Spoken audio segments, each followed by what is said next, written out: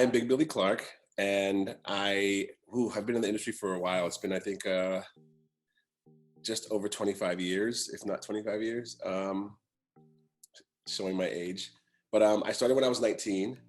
I was brought into a record label called Def Jam Records here in the States, and started when I was 19 as an intern, and got a chance to learn just how the music business works, and it was exciting for me, and kind of learn the different facets of how,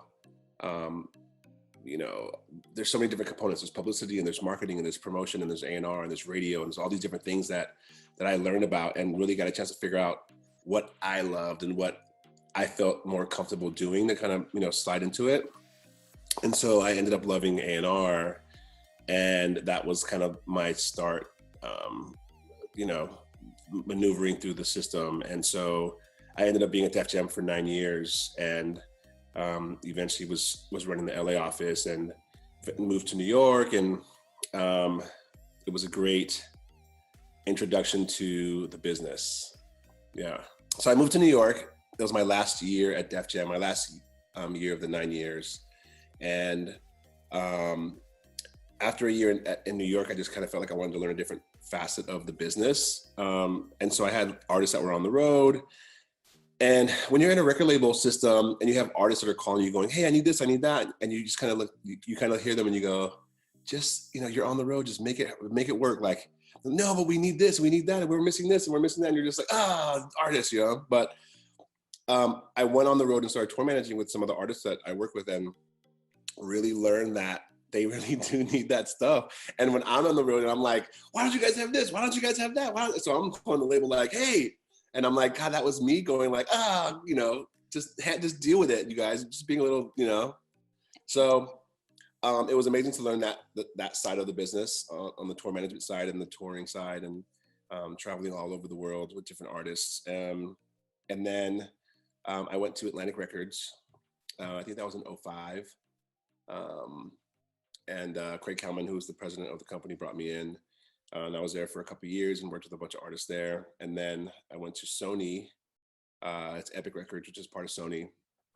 That was in, I think, 2007. They moved me to New York, so I was back in New York.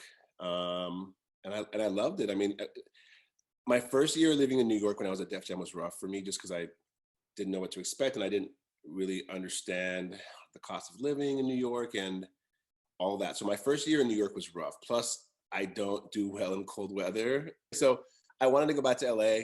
I eventually did. But then when I went back to New York the second time for Sony, it was a much easier transition because I knew what to expect. Plus, on top of that, it was, I had a much bigger title and much more money, and it was easier to kind of live in the city the way that I wanted to. So that was me at Epic as a VP A&R. And then I moved back. I was in New York for a year, moved back to LA for a year, and then left Sony probably 2008, I think, or 2009. Might have been 2009.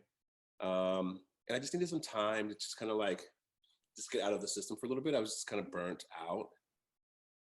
But my passion lies in artist development. So I jumped back into management, and I had a bunch of artists, that were well known and had records coming out at different labels. And so I took on management. I also took on publishing. I went to go work for a company called The Writing Camp and worked with a bunch of writers there, amazing writers.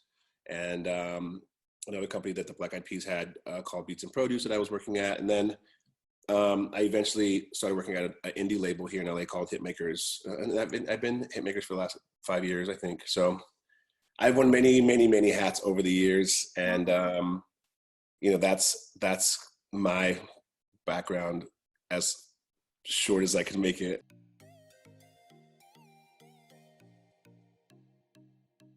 The label that I run here in LA is called Hitmakers. And I have a few things that I do. So with Hitmakers, I'm the executive vice president at the label. So I kind of oversee everything from all of our artists that we have, all of our roster, recording, studio time, and hiring video directors and hiring photographers and dealing with all of the people that we outsource for like marketing and digital marketing, and like it's a lot of creative, because it's really just Mark Feist, who started the label, is mega producer who's done Beyonce and John Legend and Celine Dion and a bunch of huge artists. But me and him are partners on this company, and it's essentially me and him and his wife that run the whole company. So all the other people that we have that work for us are all consultants, and they're all outsourced. And it's just managing, because with each artist, we put out a new song on each artist probably every 4 to 6 weeks. So the turnaround on content is really fast. So we're always recording and shooting videos and putting out music and ramping up for releases. And so there's always like something going on. So it keeps me pretty slammed. So it's, in the morning I try to get up, go to the gym, bang out that in the morning, because I'm trying to, make sure my health is priority. And then by the time I get up, out of the gym at like 9 a.m., I have, dozens of emails and missed calls, and I just kind of have to bang stuff out from there. It's artists need this, artists need that, collabs and features and ideas for this and ideas for that. Right now, as an indie label, and us kind of running everything on our own, it's kind of like the Wild Wild West. It's like there's no rules. So it's always just thinking about really cool, creative ways to disrupt the standard music business and really make some noise, and it's really important. Otherwise you fall into the category of all the other, boring, mundane artists that don't really know how it works, and they just kind of put out a song and no one cares, and it goes away, and they spent a year recording it, and those days are over. You have to really just keep putting out content and just, hitting these people over the head with music. I'm also a partner in a company called Vocalize You, which is a music camp here in LA. And it's every summer. It's a 10-day artist intensive here in LA every summer. We rent out a whole college campus. It's this beautiful campus up in the hills. And we have like 300 kids that fly in from all over the world to attend this 10-day camp. And it's a whole curriculum of classes like during the day. So like they stay in the dorms on campus. It's like music camp, and then they wake up in the morning and they have breakfast and they go to class, and then I'll bring in different artists to come in and like mentor the kids with me, and really listen to them and critique them and really kind of guide them in their career and in their choices as far as releasing music and creating music and all that kind of stuff. But we've had Natasha Bedingfield and Adam Lambert and Pentatonics and JoJo, and I mean so many artists have come. Mike Posner and so many have come to really like mentor these kids. It's a really amazing program. That's a way that I get to kind of give back and really help a lot of these aspiring artists and songwriters to kind of be better and make a career for themselves, which is amazing. I think that everything now is digital and viral. Like there's so many things that you can do as an artist on your own. And I think it's important that artists, if there's a girl, for example, let's say there's a girl and she's young and she's, 10 or 12 and she really wants to be a singer and she sings at home. She really should, I think the first thing to do is get a vocal coach, just so that you have like someone really kind of critiquing and helping you, learn how to breathe properly and all the things that you need vocal wise, which is, your tool. And then from there, really figure out what kind of artist you want to be. It's really important that the artists really figure out what direction they want to go, what kind of music they want to make, and then try to slowly put those pieces together, whether it's, finding a local producer or a local writer to help them create those songs, or maybe in the beginning, before they do that, they could just, record or do covers of the songs that they already love and shoot videos and put them on their Instagram or put them on their YouTube. That way people could see it and people will get, a lot of fans that will say, oh my God, I love this girl's voice. I mean, I remember when I was at Sony, even before then,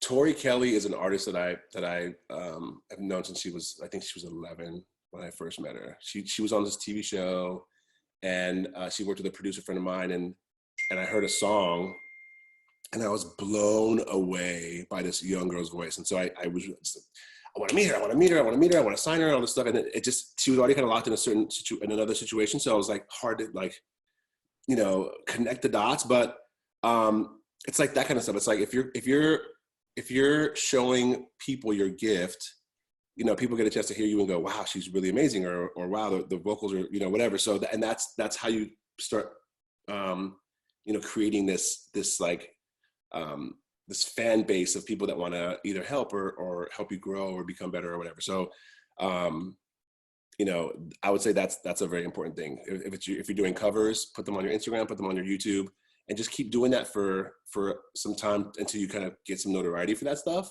Yeah. And then graduate to maybe writing in, you know, your own stuff, and put that stuff out as you feel comfortable with it, you know?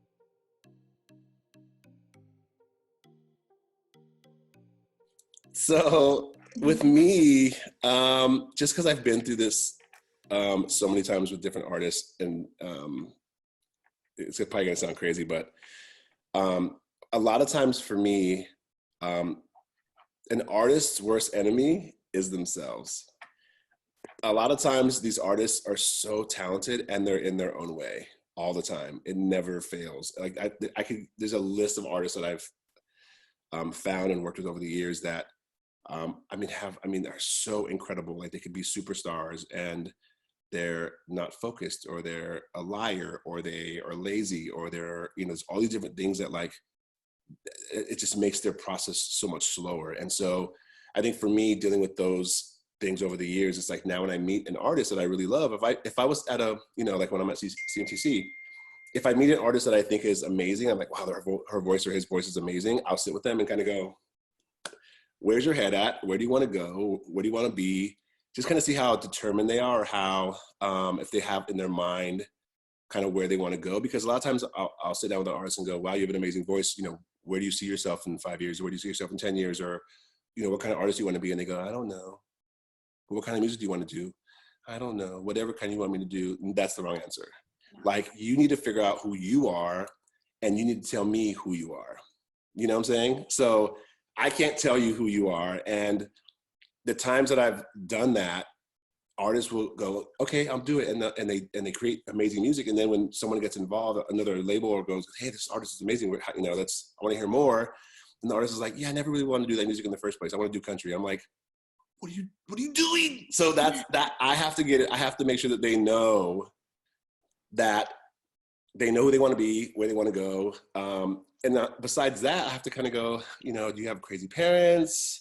Are you driven? Are you focused? You know, like this is a lot of work. And if I'm going to spend my time to help develop who you are as an artist, I can't want this more than you do. Yeah. So you have to really, I'm just here to help navigate your journey, but I can't do this for you. You have to want it more, you know, more than anything. So that's what I have to do all these mental things, like, okay, see where their head's at, and like kind of get in their head and really figure out how serious and focused they are. Otherwise, it's like, it's a liability for me. It's a risk for me. It's like I mean, there's been so many times that I've spent, you know, a year or 2 years or more, you know, with artists and developing them into something amazing. And then they go, I don't know if I want to sing anymore. I'm like, what?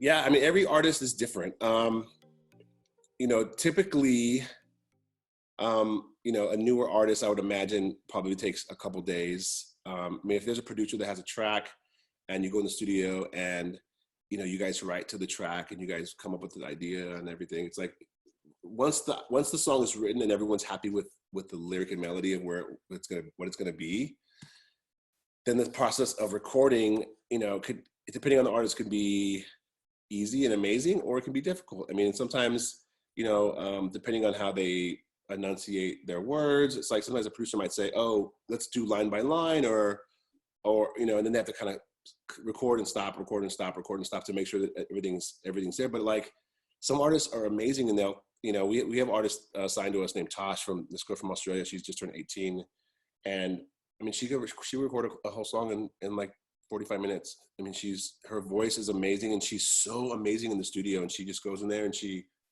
lays it, and she's like, and you know, there's a lot of artists that are like that as well, but there's also artists that literally will go in the studio and you know, after 7 or 8 hours of the studio, we don't even have half the song done. And then the producer gets, just come back tomorrow and do it tomorrow. That's normal too. And there's no right or wrong, but it really just depends on the experience of the artist in the studio and how used to they are with recording. So the thing about it is that, you know, with the way that the music industry is going now, like I said, everything is digital, and so that's why Spotify and Apple Music, you know, are you know, there's so many subscribers on these platforms because, to try to sum it up, basically is like, if you listen to a playlist on Spotify yourself, right, and you hear a random song that comes up and you like the song, you're gonna go, oh, I like the song. Who is this? And you look at the artist and you've never heard of them before. The first thing you're gonna do is go to their page, Spotify page, because you want to hear what else they have. You know, if they have that only that one song, you're gonna go, oh, wow, they only have one song. Well, that kind of sucks. Okay, whatever. And you kind of move on. You like the song, but you move on.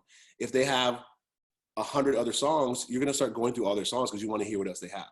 And that's why a lot of times artists like there's so many, the Lizzo and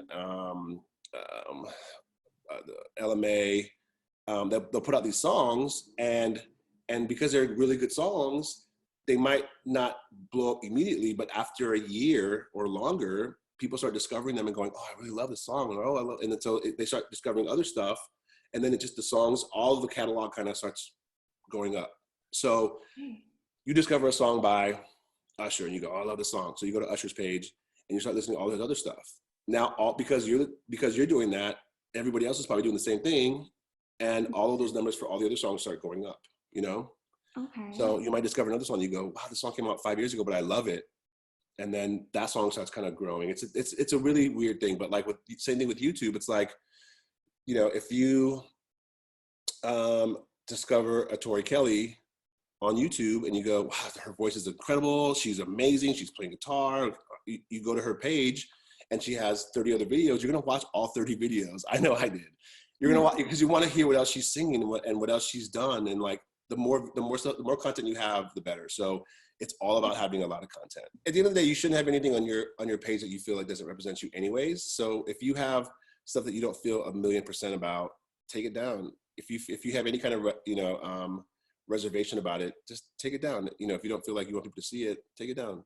But if you feel good about it, leave it up there and let people discover it, because you never know when someone might, you know, love that song more than anything else. It's like we have artists that we put out, and people will, you know, reach out to me and go, my favorite song is this, and it's one of the songs that I wouldn't have even thought. I'm like, oh, that came out 2 years ago, and like that's my favorite song ever. And I'm like, oh wow. So it's interesting. Everyone's taste is different. That's why Spotify is so amazing, because Apple Music, because now everybody could put their music online, and you could discover stuff that wouldn't normally make it onto the radio or big playlists or all these different things. I mean, look at Billie Eilish. I mean, she blew up. She wasn't getting any radio play. It was just people were discovering her music and loved it.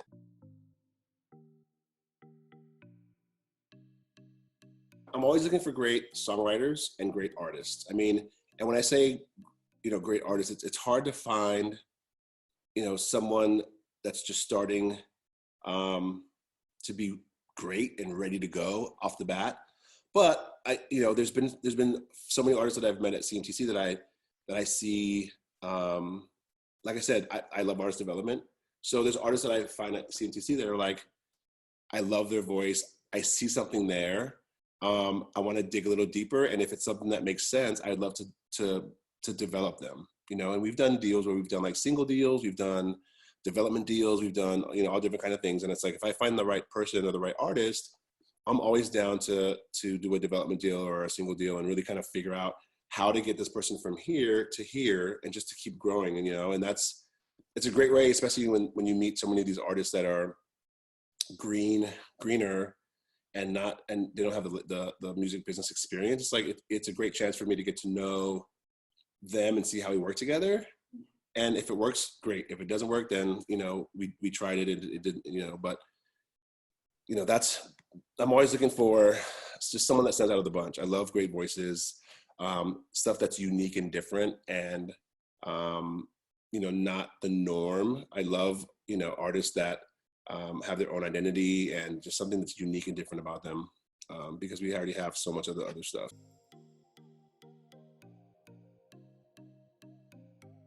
So I would just say, whoever's coming to CMTC, bring your A game, and don't be afraid to be yourself and be unique, and just like be all out. Because so many artists come in, they get so nervous, and they'll sing in front of us, and they'll just be like, I'm like sing, sing. So yeah, that's my advice.